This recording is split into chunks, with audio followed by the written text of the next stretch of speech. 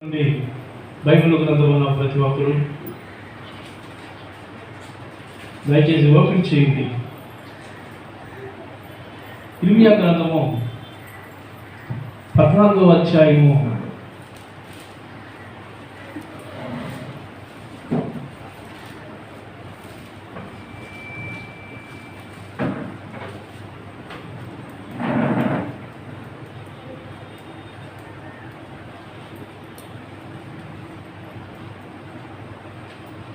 10వ వాక్యాన్ని చదువుకుందాం. యెహోవా ఈ జనులతో ఈ మాట సెలవిచ్చుచున్నాడు. ఈ జనులు తమ కాళ్ళకు అడ్డము లేకుండా తిరుగులాడుటకు ఇచ్చగలవారు గనుక యెహోవా వారిని అంగీకరింపడు. చాలు, చిన్న ప్రార్థన చేస్తాను. పరిశుద్ధుడు వేరే మా తండ్రి, మమ్మల్ని మికిలిగా అధికంగా ప్రేమిస్తున్న మా ప్రభువా, నీ పరిశుద్ధ పాదములకు వందనాలయ్యా. నీ మహాకృప చేత వారమంతా మమ్మలను నీ రెక్కల క్రింద కాచి కాపాడి ఈ ఆదివారం ఉదయకాల సమయంలో నీ పాదాల దగ్గర కూడుకునే భాగ్యాన్ని మీరు మాకు ఇచ్చినందుకు నీకు వందనాలయ్యా. ప్రభా, గత కొద్ది వారాలుగా సన్నిధి ఆగిపోయి ప్రార్థనలు నిలిపివేసి దేవాదికు తండ్రి నీ స్తోత్రాలు ఏదో కోల్పోయామనేటువంటి బాధ మాలో ఎంతో మిగిలిపోయింది నాయన. అటువంటి పరిస్థితుల్లో దేవాదికు ఈరోజు ఈ కొద్ది అవకాశాన్ని మీరు మాకు అనుగ్రహింపు చేసినందుకు నీకు కృతజ్ఞతాస్తుతులు చెల్లిస్తున్నాను. జనులలో భయం ఎక్కువైపోయి ఈ తెగులు వల్ల ప్రభావితం తండ్రి నీ స్తోత్రాలు ఎవరు పాడతారు, ఎవరి ఇళ్లలోనే వాళ్ళే ఉంటూ ప్రభావితం నీకు స్తోత్రాలైనా నీ మందిరంలో దేవాదికు తండ్రి కూడుకోనేటువంటి పరిస్థితి ప్రతి ఒక్కరికి కలిగి ఉంది ఆయన.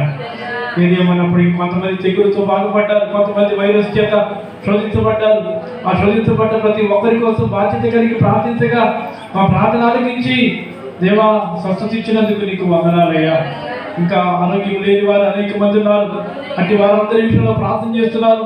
ప్రతి ఒక్కరి మీద నీ అభిషేక హస్తమును ప్రభావికు దింపి ప్రతి ఒక్కరిని స్వస్థపరచమని ప్రార్థన చేస్తున్నానయ్యా. కనికరికి తగిన సహాయం ఇచ్చి దేవానికి స్తోత్రాలు. అనేక మంది వైరస్ చేత చనిపోయినటువంటి వారు కూడా ఉన్నారు ఆయన. సావుకులేంటి ప్రభా, విశ్వాసులేంటి దేవా, క్రైస్తవేతలేంటి, వాళ్ళని వీళ్ళని కాకుండా ఎంతో మంది ప్రభా కనుమరుగైపోతున్నారయ్యా. దయతో ఈ తెగులు ప్రభా ఇతరులతో నిర్మూలమైపోవును కాక నీకు స్తోత్రములు చెల్లిస్తున్నాను ఆయన. అయ్యా, అదిగో తండ్రి, ఎందుకు ఈ తెగులు వస్తుందో, ఎందుకు ఈ కరువు బారిన తెగులు బారిన పడుతున్నామో ప్రభా, కారణం ఏంటో దేవాదిగో తండ్రి కొద్ది నిమిషాలు ఈ రోజునైనా నీ వాక్యం చేత మీరు మాతో మాట్లాడమని ప్రభా, మాలో లోపతాపాలను సరి చేసుకుని ఇకనైనా నేను భయభక్తులు కలిగి ప్రతి తెగులు నుండి ప్రతి కీడు నుంచి తప్పించబడడానికి తగిన సహాయం చేసి మీరే మీ నామానికి మహిమ తెచ్చుకోమని వచ్చిన బిడ్డలందరినీ దీవించమని దేవాదిగో నీకు స్తోత్రాలు ఆయన.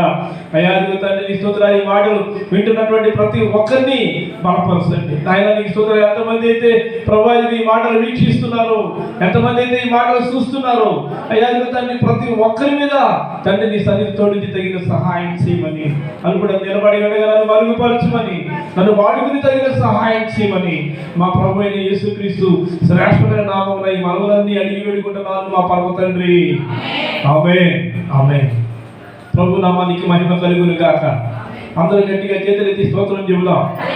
ప్రభునందు ప్రియమైన దేవుని సంగమా, దేవుని బిడ్డలారా, పరిశుద్ధ గ్రంథంలో నుండి 14వ వచనాన్ని మనం చదువుకున్నాం.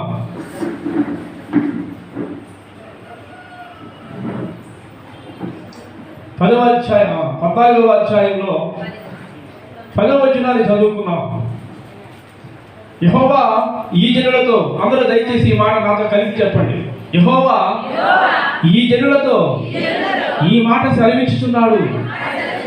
ఈ జనులు తమ కాళ్ళకు అడ్డము లేకుండా తిరుగులాడుటకు ఇచ్చగలవారు గనుక యెహోవా వారిని అంగీకరింపడు. ఇచ్చగల వారిని యెహోవా అంగీకరింపడు. ఇచ్చ అంటే ఇష్టం, ఇచ్చ అంటే ఇష్టం. దేనికి ఇష్టపడుతున్నారట? తిరగలాడటానికి, తిరగడానికి ఇష్టపడుతున్నారట. అంటే అడ్డం లేదు. ఇక వాడికి ఎవరు అడ్డు చెప్పరు, అడ్డు చెప్పేవాళ్ళు లేరు. అడ్డు చెప్పేటువంటి వారు కొంతమంది ఇంట్లో అడ్డు చెప్తారు. ఆ పని చేయొద్దు, ఈ పని చేయొద్దు, అలా మాట్లాడొద్దు, ఇలా మాట్లాడొద్దు, ఇలా వెళ్ళొద్దు, అలా వెళ్ళొద్దు అని చెప్పి కొన్నిసార్లు అడ్డు చెప్పినప్పటికీ కూడా కొంతమంది ఏం చేస్తారంటే ఆ మాట వినరు, ఆ మాట లెక్క చేయరు, ఆ మాట నిర్లక్ష్యం పెడతారు. పిల్లలు గమనించండి. అలాగే మనుషులు మాటకు అడ్డు చెప్పేవారు ఉన్నారు, పెద్దలు చెప్పేటువంటి మాటకు అడ్డు చెప్పేవారు ఉన్నారు. ఏమండి, దైవ సేవకులు చెప్పేటువంటి మాటకు అడ్డు చెప్పేవారు ఉన్నారు. అదే రీతిగా దేవుడు చెప్పేటువంటి మాట కూడా అడ్డు చెప్పేవారు ఉన్నారు. దేవుడు చెప్పేటువంటి వారు కూడా అడ్డు చెప్పేవారు ఉన్నారు. అంటే ఇష్టం వచ్చినట్టుగా తిరుగుతున్నారు. ఏమండి, వారి విషయంలో ఎవరు అడ్డు చెప్పినా, ఎవరు మాట్లాడినప్పటికీ కూడా వారి మాట లెక్క చేయకోకుండా ప్రతి ఒక్కరు కూడా వారి ఇష్టం వచ్చినట్టుగా తిరుగుతున్నారు. నా ఇష్టం నేను తిరుగుతాను, నా ఇష్టం నేను చేస్తాను, నా ఇష్టం నేను ప్రవర్తిస్తాను, నా ఇష్టం నేను వెళతాను అని చెప్పి పిల్లలు గమనించండి. వాళ్ళ ఇష్టాన్ని బట్టి వాళ్ళు కొనసాగుతున్నారే కానీ నా పట్ల కథల ఉద్దేశం ఏంటి? నేను ఎవరి మాట వినాలి, నేను ఎవరి మాటకు విధేయుని కావాలి, నేను ఎవరి మాటను గౌరవించాలి, ఎవరి మాటకు లోబడి నేను జీవించాలి అనేటువంటి ఆలోచన నేటి దినాల్లో లేదు. అలాంటి దినాల్లో అందుకే ప్రభు అయినటువంటి దేవుడు యెహోవానే మాట్లాడుతున్నాడు. ఎవరు మాట్లాడుతున్నాడు? ఈ జనులతో సెలవిస్తున్నాడు. ఏం చేస్తాడంట? ఈ జనులతో సెలవిస్తున్నాడు. జనులు ఏం చేస్తారంట? తమ కాళ్ళకు అడ్డము లేకుండా, చాలా చాలా క్లియర్గా మాట్లాడుతున్నాడు అక్కడైనా. తన కాళ్ళకు అడ్డం లేదుగా. ఎవరన్నా అడ్డం పెడితే ఇక ముందుకు వెళ్ళడానికి వెళ్ళలేదు. కంచేసాం. ఆ కంచేసినప్పుడు ఆ కంచి దాటి వెళ్ళాలంటే భయం. దేవుడు కూడా కంచేశాడు. ఈ కంచి దాటి ఎవరికి వెళ్ళదు అన్నాడు. ఆ కంచి దాటి వెళితే నీకు అది ప్రమాదం, ఈ కంచి దాటి వెళితే అది నీకు నష్టం. కాబట్టి ఈ కంచె నేను వేస్తున్నాను. కొంతమంది ప్రార్థన చేస్తారు, ఏమని? ప్రభువా, నా కుటుంబం చుట్టూ నీ కంచె అయినా అంటాం, నా బిడ్డ చుట్టూ నీ కంచె అయినా అంటాం, నీ కుమారుడు బయటగా నీ కాపుదల నీ కంచె ఉంచునాయన అని ప్రార్థన చేస్తాం. కంచె అంటే అడ్డు. ప్రభునామానికి మహిమ కలుగును గాక. ఉదాహరణకి ప్రియులు గమనించండి, చేలో నీళ్ళు వదలాలంటే ఏం చేయాలి? గండి పట్టాలి. ఏం చేయాలండి అంటే అడ్డు తప్పించాలి. అప్పుడు అడ్డు తప్పించినప్పుడు ఆ చెరువులో నీళ్ళు చెరువులకి వెళ్ళడానికి అవకాశం ఉంటుంది. లేదా ఆ నదిలో నీళ్లు ప్రియులు గమనించండి, ఆ చెరువులోకి వెళ్ళడానికి అవకాశం ఉంటుంది. నీళ్ళు కావాల్సినప్పుడు ఏం చేస్తామంటే ఆ గండి కొడతాం, నీళ్ళు వస్తాయి. తిరిగి మళ్ళీ నీళ్లు మాకు వద్దనుకున్నప్పుడు ఏం చేస్తాం? అడ్డేసేస్తాం. అంతేనా? ఏం చేస్తాం మనం? అడ్డేసేస్తాం. అప్పుడు నీళ్ళు వెళ్ళడానికి వీల్లేదు. ఒకవేళ నీళ్లు ఎంతవరకు ఉండాలో అంతవరకే ఉండాలి. అంత మించి ఉంటే కనుక చెరువు పడిపోయే ప్రమాదం ఉంది. అలాగే ఏంటంటే దేవుడు వెళ్ళొద్దు అని అన్నాడు, నువ్వు ఆగిపో. నువ్వు చెయ్యొద్దు అన్నాడు, ఆగిపో. నువ్వు ఆ విషయంలో మాట్లాడొద్దు అన్నాడు, ఆగిపో. ప్రభునందు ప్రియుల గమనించండి. కానీ ఇక్కడ ప్రజలు ఎలా ఉన్నారంట? ఈ జనులు తమ కాళ్ళకు అడ్డం లేదంట. అడ్డం లేకుండా అంటే ఇష్టం వచ్చినట్టుగా తిరిగేస్తున్నారు, ఇష్టం వచ్చినట్టుగా తిరిగేస్తున్నారు, ఇష్టం వచ్చినట్టుగా నడిచేస్తున్నారు, ఇష్టం వచ్చినట్టుగా మాట్లాడేస్తున్నారు. అంటే భయం లేకుండా ఉన్నటువంటి ప్రజలు. ఎవరండి? ఏమి లేకుండా ఉన్న ప్రజలు? భయం లేదు, నిర్ణయాల్లో భక్తి లేదు. దేవుడు అంటే ప్రియుల గమనించండి, వణుకు లేదు. అంటే ప్రతి ఒక్కరిలో కూడా భయం లేకుండా ఇష్టం వచ్చినట్టుగా విచ్చలవిడిగా తిరుగుతున్న దానిని బట్టి భూమి మీదకి తెగులు. ఇష్టం వచ్చినట్టుగా తిరగడానికైతే నీకు సమయం ఉంటుంది. కానీ దేవుడు అదే ఇష్టంతో దేవుని సన్నిధికి వస్తున్నావా? అదే ఇష్టంగా దేవుని వదిలో కూడి ప్రార్థన చేస్తున్నావా? అదే ఇష్టంతో ప్రభునందు ప్రియాలు గమనించండి, పరమతండ్రి దేవుని చిత్తాన్ని నువ్వు నెరవేరుస్తున్నావా అంటే ఆయన చిత్తానుసారంగా నువ్వు నడవగాని, ఆయన ఇష్టం వచ్చినట్టుగా నువ్వు నడవగాని, నీకు ఇష్టం వచ్చినట్టుగా నువ్వు నడుస్తున్నావు. నీకు ఇష్టం వచ్చినట్టుగా, నేను నాకు ఇష్టం వచ్చినట్టుగా, ఎవరికి ఇష్టం వచ్చినట్టుగా వారు నడుస్తున్నారు. ఈ జనులందరూ కూడా ఎవరికి ఇష్టం వచ్చినట్టుగా వారు నడుస్తున్నారు. చాలా మీరు ఆ మాట పెట్టినప్పుడు నాకు చాలా బాధ అనిపించింది. నిజమే కదా, ఎవరు దేవునికి ఇష్టానుసారంగా అనుకుంటున్నారు, ఎవరు దేవునికి ఇష్టానుసారంగా నడుస్తున్నారు, ఎవరు ఇష్టానుసారంగా దేవునికి అనుకూలంగా జీవిస్తున్నారు అని చెప్పి నేను ఊహించినప్పుడు నిజంగా ఎవరు లేరు కదా. ఎవరు ఇష్టం వచ్చినట్టుగా వాళ్ళు ప్రవర్తిస్తున్నారు.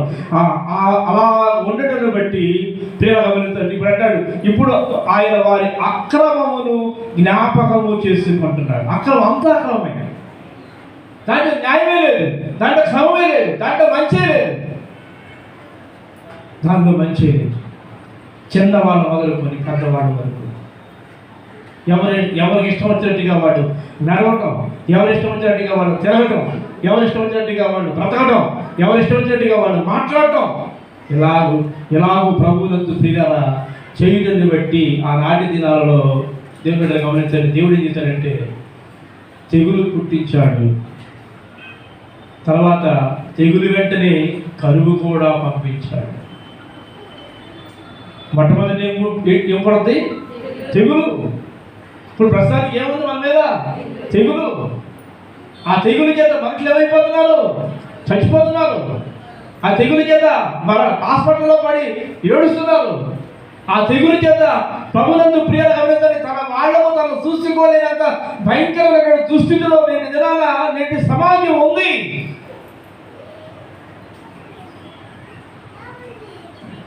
శుక్రవారం నాడు మందిరంలో ప్రార్థన పెట్టుకుందామని చెప్పి నేను నా కుటుంబం చాలా సుస్థిగా వచ్చింది. తర్వాత ఎవరు లత వచ్చినట్టు అంతే మేము కూడుకున్నాం. ఆ రోజు కాసేపు వాకింగ్ చెబుదాంలే వచ్చిన బట్టి కన్నా అని చెప్పి కొన్ని పాటలు పాడుకొని వాకింగ్ చెబుదామని చెప్పి అనుకుంటుండగా ఈలోపు ఫోన్ వచ్చింది. సరే అని చెప్పి మా నలుగురమేగా అని చెప్పి మధ్యలో ఏం చేశారంటే అలాగే మాకు ఫోన్ వచ్చింది మాట్లాడదామని చెప్పి ఫోన్ చేస్తే ఫోన్ ఎత్తితే ఒక అమ్మాయి ఫోన్ చేసి ఫోన్ మాట్లాడుతుంది, పాస్టర్ గారు మా నాన్నగారు చనిపోయారు.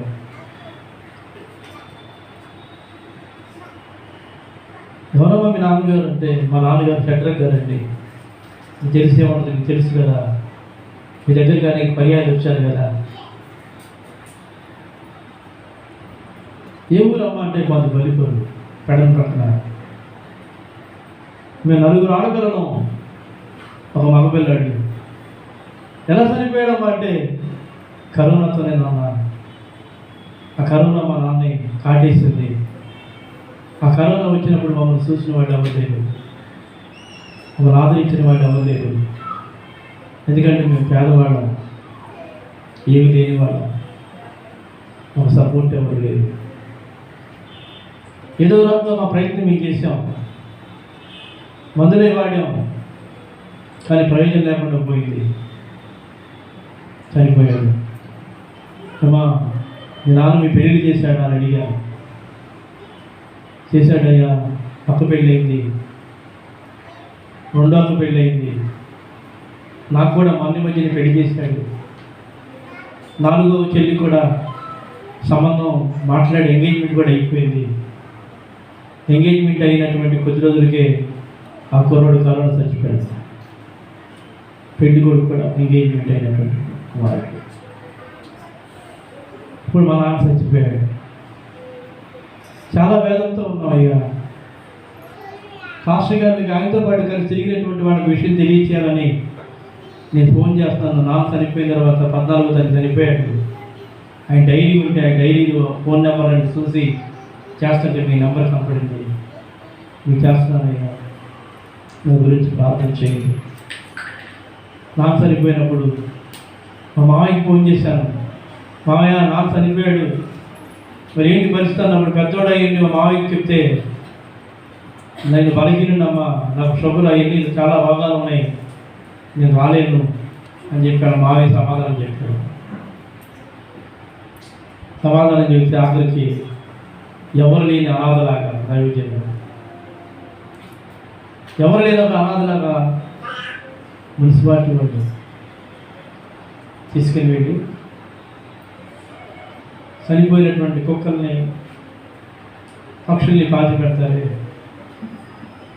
ఇది పైకి పాచేస్తారు. అలా దిక్కులేని వ్యక్తిగా మా నాన్న అలా చేశారంటే నేను చెప్పి తల్లి ఏడుస్తూ ఉంటే నా గుండె కరిగిపోయింది. అయిన వాళ్ళని కూడా దగ్గరికి రానిచ్చేటువంటిది కాదు. ఎందుకు ఈ తెగులు, ఎందుకు ఈ బాధలు?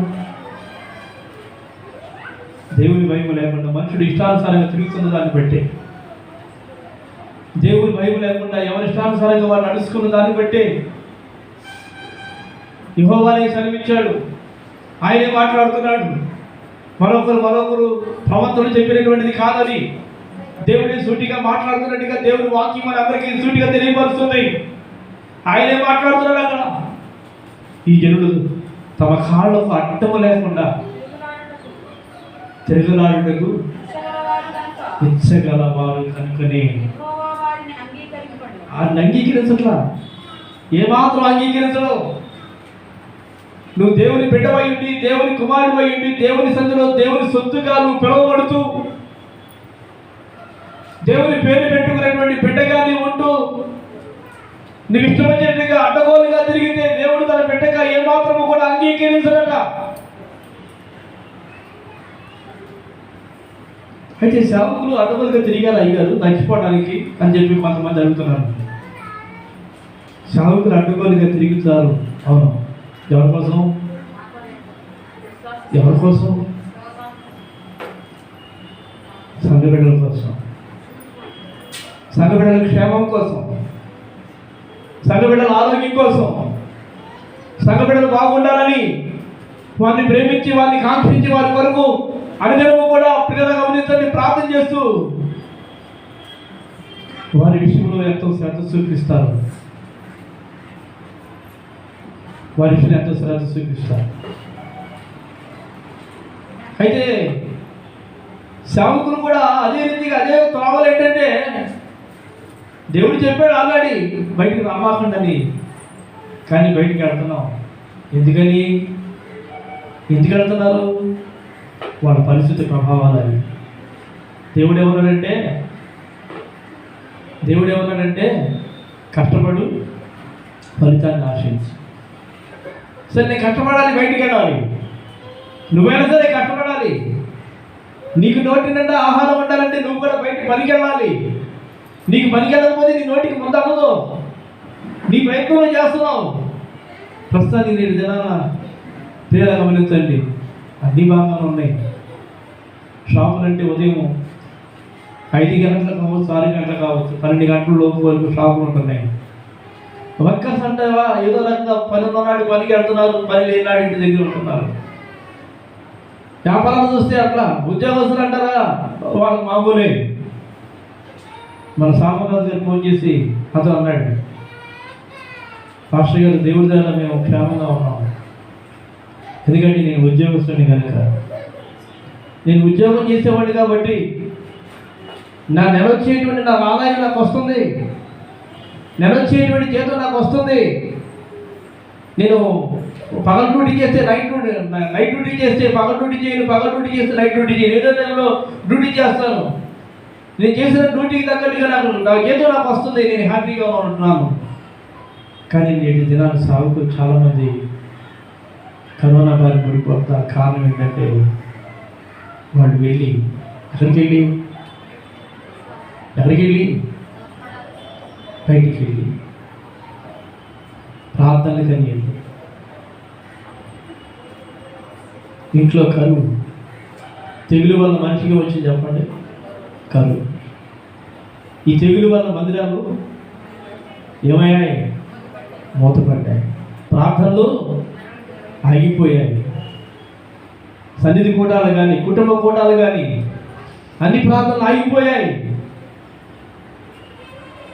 వాళ్ళ పరిస్థితి చూస్తే చాలా భయంకరంగా ఉంది, చాలా బాధాకరంగా ఉంది. ఎంప్లాయీస్గా ఉన్నాం, మేము బాగానే ఉన్నాం. వ్యాపారం చేసుకునేటువంటి వాళ్ళ పరిస్థితి బాగానే ఉంటుంది. నేను దినాన సావుకుని దేవుడు ఒక్కొక్కరు లేపేస్తున్నాడు. లేపేయకపోతే దేవుని యొక్క వాక్యము నెరవేరదు. ఏంటి వాక్యం నెరవేరేది?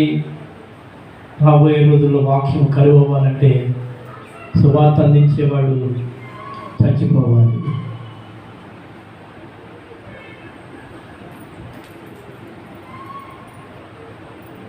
రాను బైబుల్ ఉండవు, బోధించేవాడు ఉండడు, ప్రకటించేవాడు ఉండడు. పరిస్థితులు ఎంత భయంకరంగా ఉంటున్నాయో.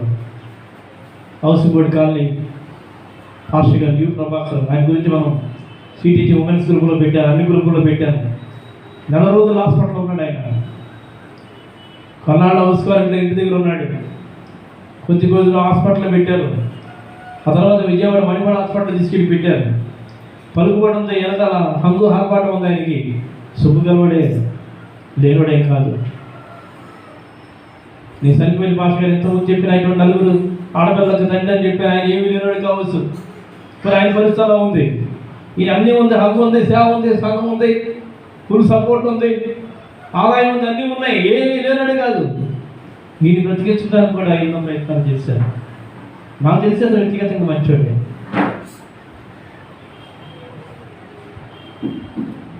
ఎవరికి ట్వీట్ చేసినటువంటి వ్యక్తే కాదు.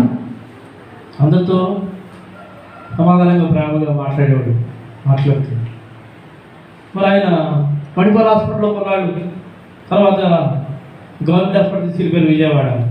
తీసుకెళ్ళి 2 రోజులు 4 రోజులు వెంటిలేటర్ మీద పెట్టారట. గాలి అందలేదు, వాయువు అందగా చనిపోయాడు. చనిపోయిన వెంటనే భయంకరమైనటువంటి వేదన.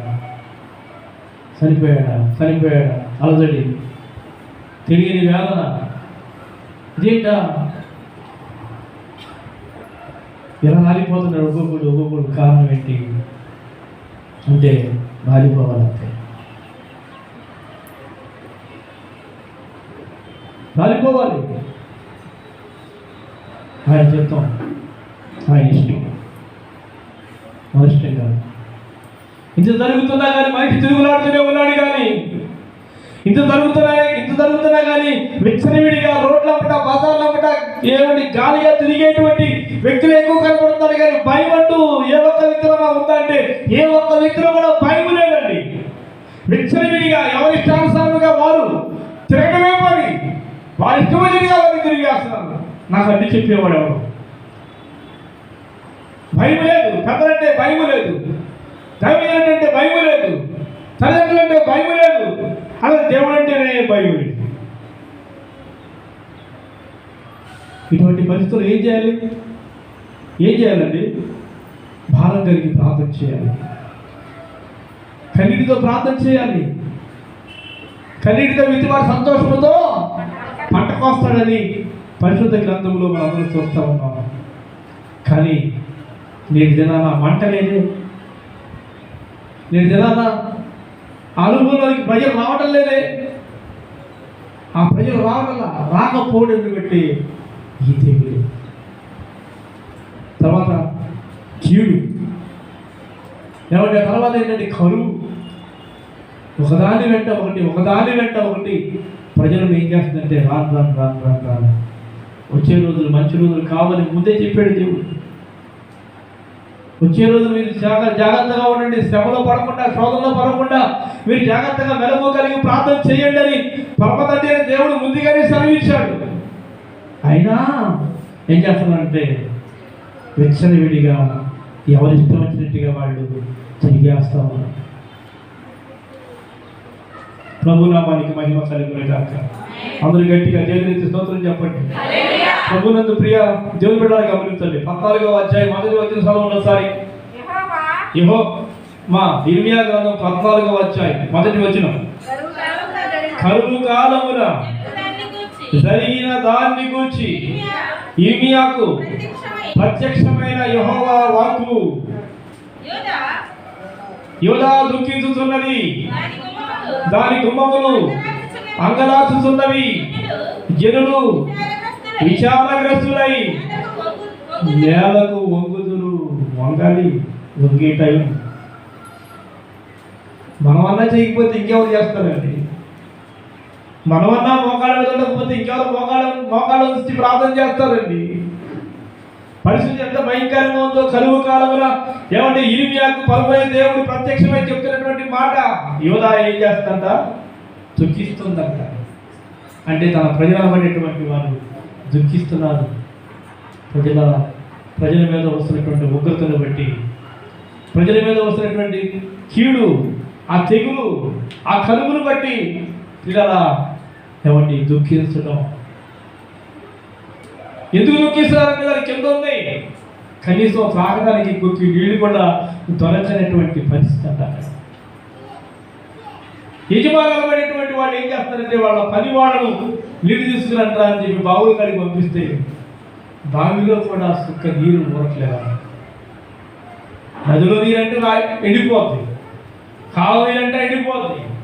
సాధ్యమైనంత వరకు నదిలో బావి నీళ్ళు ఏమాత్రం కూడా అది ఓట కాస్త వస్తూ ఉబ్బుతూనే ఉంటుంది. కానీ బావుల్లో నీళ్ళు కూడా ఏమాత్రం కూడా దొరకట్లా. నదిలో నీళ్ళు లేవు, చెరువులో నీళ్లు లేవు.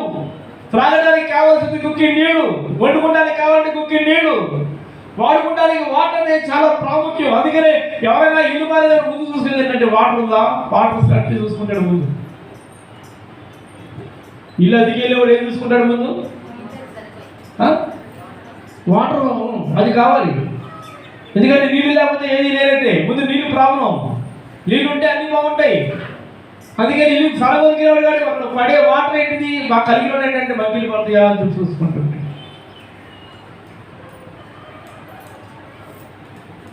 ఇప్పుడు యజమానులైనటువంటి వాడు గొప్పవాడు. పైగా ఆ 14వ అధ్యాయంలో ఆ చదువుకుంటూ పోతే ఆ మాటలు కనబడతాయి. ఏమండి వట్టి కొండలు తీసుకొని వాళ్ళు మరలా తిరిగి వస్తున్నారని 3వ వచనంలో రాయబడింది.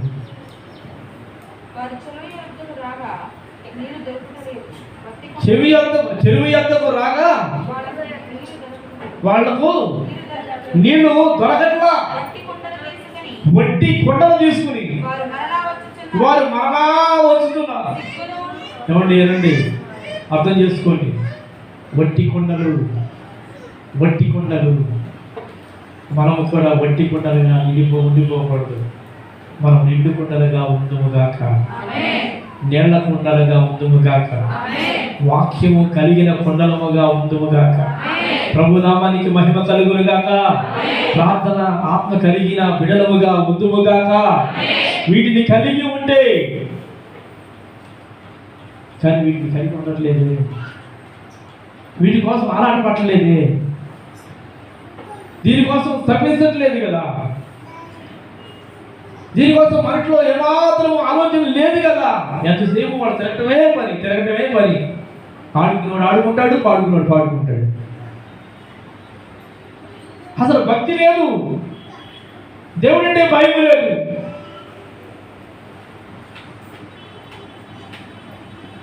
దేవా ప్రార్థన వినవా,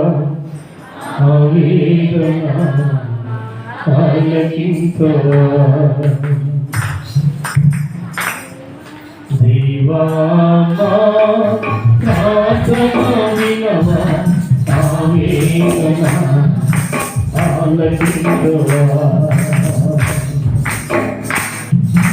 ఈ ప్రజల కన్నీరు చూసి కాటి వెళ్ళకు ప్రభువా,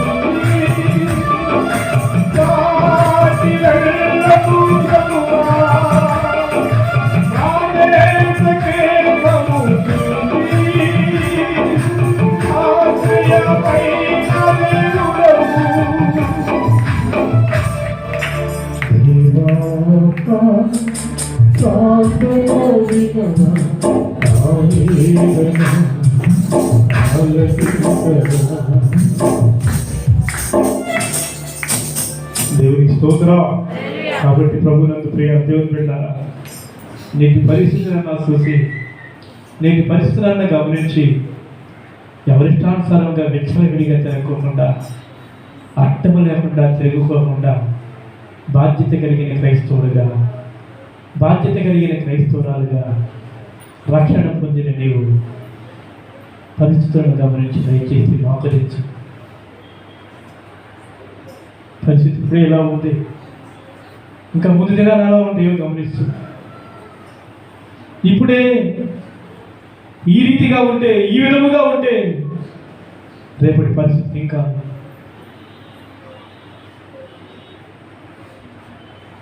ఒకదాన్ని వెంట ఒకటి మనిషి మనుగడే చాలా కష్టమైపోతుంది. బ్రతకడం చాలా ఈజీ అనుకున్నాం, కానీ ఈరోజు ఈజీ కాదు, చాలా కష్టం. విచ్చలవిడిగా తిరగమాకండి, అర్థం లేకుండా తిరగమాకండి. ఇవన్నీ వాక్యంలోనే ఉన్నాయి, ఇవన్నీ బైబిల్లోనే ఉన్నాయి. బైబిల్లో లేని మాట అంటే ఇది లేదండి. బైబిల్ మహాప్రపంచం, ప్రపంచానికి అంతు లేదు, సముద్రానికి అంతం లేదు. కాబట్టి వెతికితే దాంట్లో దొరకదంటూ ఏది లేదు, అన్ని దీంట్లోనే ఉన్నాయి. జనాలు ఎంతమంది జరుగుతున్నాం ఇష్టం వచ్చినట్టుగా, అడ్డగోలుగా, అడ్డం లేకుండా చెప్పేవారు ఎవరు లేరని, చెప్పినా వినిపించుకోకుండా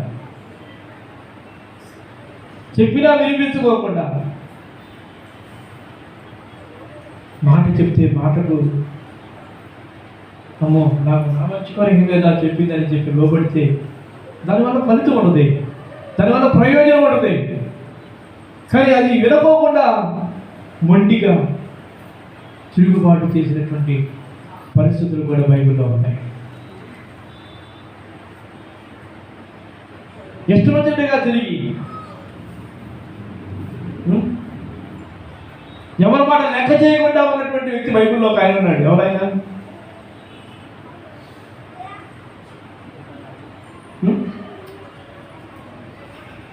ఎవరైనా ఆ మాట చెప్పి నేను ముందుకెళ్తాను, టైం వస్తుంది.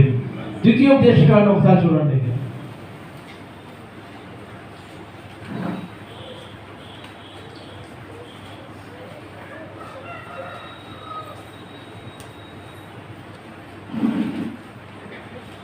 ఇరవై 21వ అధ్యాయంలో ఒకని కుమారుడు మొండి, ఎవడు చెప్పినా విన్నవాడిని మొండివాడు అంటారు.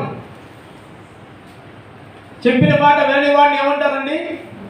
చెప్పండి. చెప్పిన మాట విననివాడిని మొండోడు, తిరగబడేవాడు, ఇష్టమొచ్చినట్టుగా తిరిగేవాడు, లోబడనివాడు, గౌరవించనివాడు, ప్రేమించనివాడు.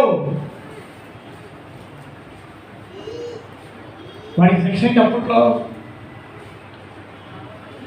ఇప్పుడు మనం చదివిన దాంట్లో శిక్ష ఏంటి, ఇప్పుడు దీంట్లో శిక్ష ఏంటి?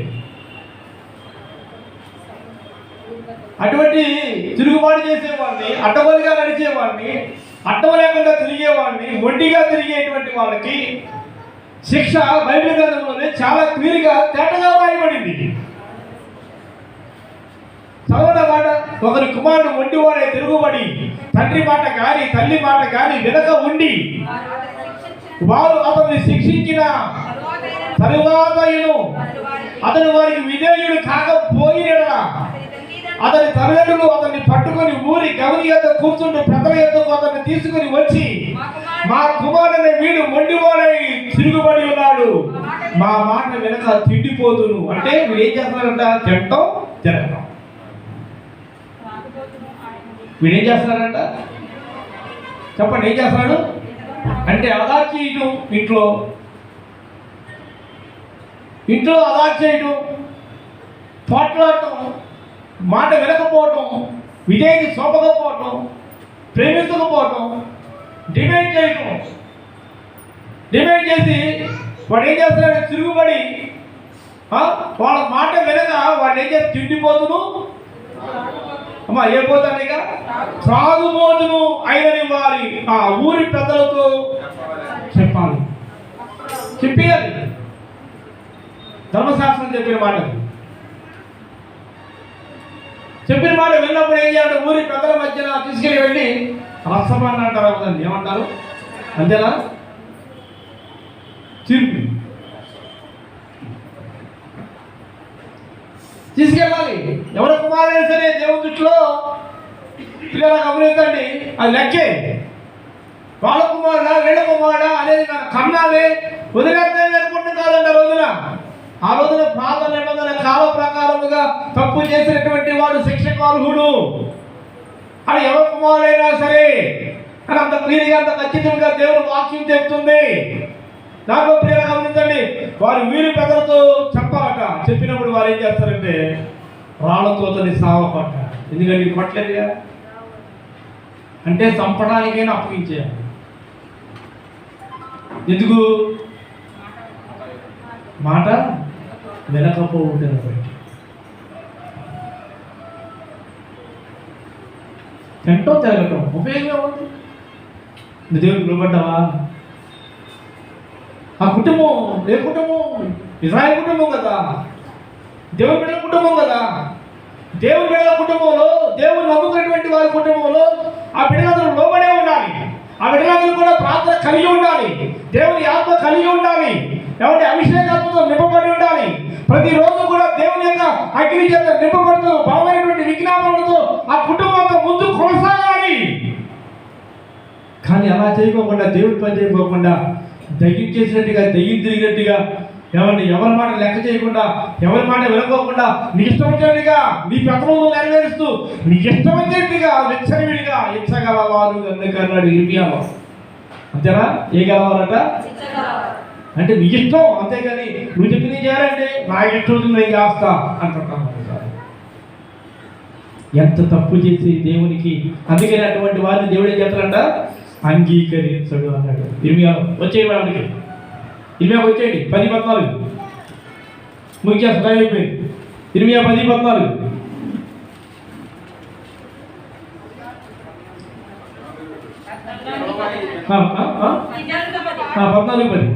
చదవండి.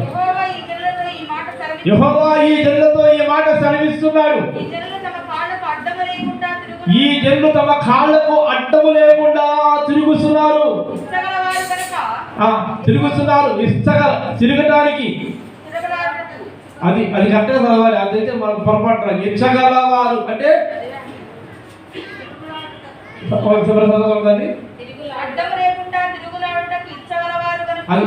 అడ్డము లేకుండా తిరగటానికి ఇచ్చ అంటే ఇష్టము గలవారు కనుక యెహోవా వారిని కొట్టేస్తాడు.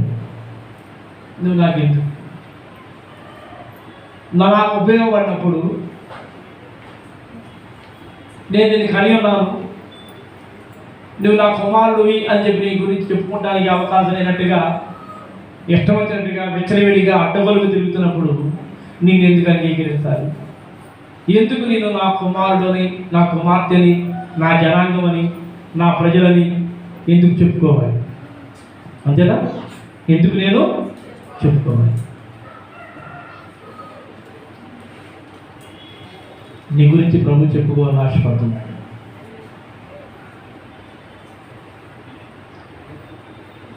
ఈయన నా ప్రియకుమారుడు, నేను ఈ కార్యము. ఆ ప్రియకుమారుడు ఎవరు? యేసుక్రీస్తు. ఈయన నా ప్రియకుమారుడు, నేను నీ కరి ఉన్నాను. ఈయన ఎందుకు నేను ఏం చేస్తానంట? ఆనందం రావాలండి పరమతండ్రి దేవునికి నిన్ను బట్టి. నీ ఇష్టం తిరిగితే ఎవరు ఆనందిస్తారు? నిన్ను బట్టి.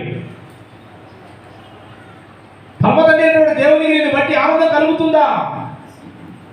నిన్ను బట్టి పరమతండ్రి దేవుడు సంతోషిస్తున్నావా? పరమతండ్రి దేవునికి నిన్ను బట్టి మహిమ కలుగుతుందా? మిమ్మల్ని బట్టి కదా నా నామం ప్రతి విషయంలో దూషించబడుతుంది. అన్ని జరుగులు ఇష్టం వచ్చిన తిరుగులాటం చేయటం ఎలా అంగీకరిస్తాను? దేవుడు నిన్ను ఎలా అంగీకరించబడతావు? నేను నిన్ను అంగీకరించాను. Get out. అక్కడ ద్వితీయ చేసిన కొడుకు అంగీకరించాడా? తల్లిదండ్రులు అంగీకరించారా? చేశాడులే అని అంగీకరించారా? అంగీకరించారు. వాడు ఏం చేశారు? చెప్పారు, కొట్టారు, అయినా వాడు వెళ్ళలేదు. తినటం వాళ్ళ మీద తిరుగుపడటం, ఇక ఏం చేశారంటే, అయ్యా మా వల్ల కావట్లేదు అని ఎక్కడ తీసుకెళ్లారు? ఊరి పెద్దల మనిషికి. ఆ ఊరి పెద్దలు ఏం చేశారు? వాళ్ళతో కొద్ది సంతోషం. నువ్వెందుకురా పనికి మాట్లాడా? పనికి మాట్లాడా? నేను కమలు ఎందుకురా? నిన్ను సృష్టించిన దేవుడు ఎందుకురా? నువ్వు దేవుడి మనకు ఉపయోగపడతావని కదరా? నీ ఇష్టమైనగా తిరిగి నువ్వు నాశనం అయిపోతావని కాదు కదరా? నువ్వెవరో నాకు తెలియదు. నువ్వెవరో నాకు తెలియదు. పరిస్థితులు బట్టి అలా మారు.